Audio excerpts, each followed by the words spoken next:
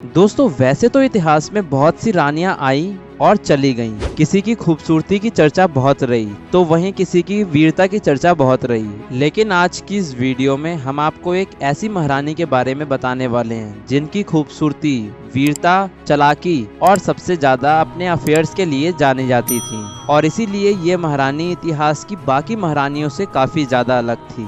आज हम आपको इतिहास की सबसे खूबसूरत, सबसे चालबाज और सबसे ताकतवर रानी क्लियोपैट्रा के बारे में बताने वाले हैं।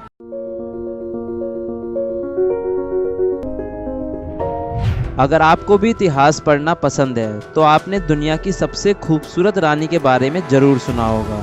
बताया जाता है कि ये रानी अपनी सुंदरता के लिए दुनिया भर में मशहूर थी। साथ ही ये भी बताया जाता है कि ये रानी अपनी सुंदरता को बरकरार रखने के लिए कई तरह के अजीबोगरीब काम भी किया करती थी। सुंदरता के लिए आपने अक्सर लोगों को हल्दी के पानी से, गाय या भैंस के दूध से नहाते देखा और सुना होगा। लेकिन क्या आपको पता है कि दुनिया में एक ऐसी भी खूबसूरत रानी थी जो अपनी सुंदरता बढ़ाने के लिए गधी के दूध से नहाती थी। बताया जाता है कि इसके लिए वो हर रोज 700 गधियों का दूध मंगवाया करती थी और उससे नहाया करती थी।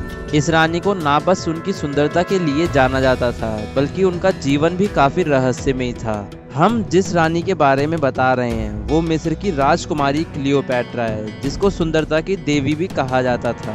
बताया जाता है कि क्लियोपैट्रा अपनी सुंदरता से बेहद प्यार करती थी। इसके अलावा उनके रहस्यमय जीवन को लेकर खोजकर्ता उनकी तरफ आकर्षित हो रहे थे।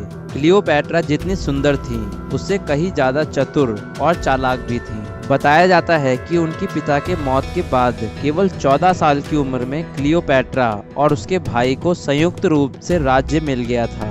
भाई को राज्य पर क्लियोपैट्रा की सत्ता सहन नहीं हुई और बगावत हो गई। क्लियोपैट्रा को अपनी सत्ता से हाथ धोना पड़ा और सीरिया में शरण लेनी पड़ी।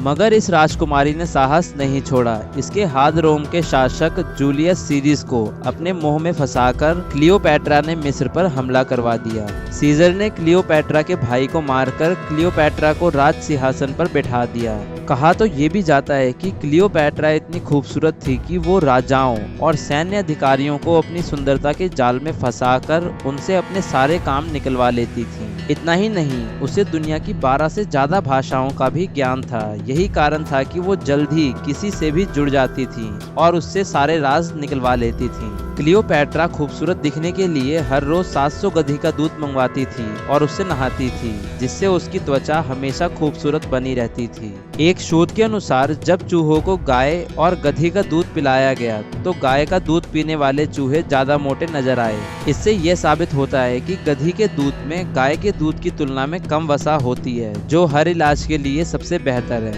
कहा जाता है कि क्लियोपैट्रा मिस्र पर शासन करने वाली अंतिम फराव थी।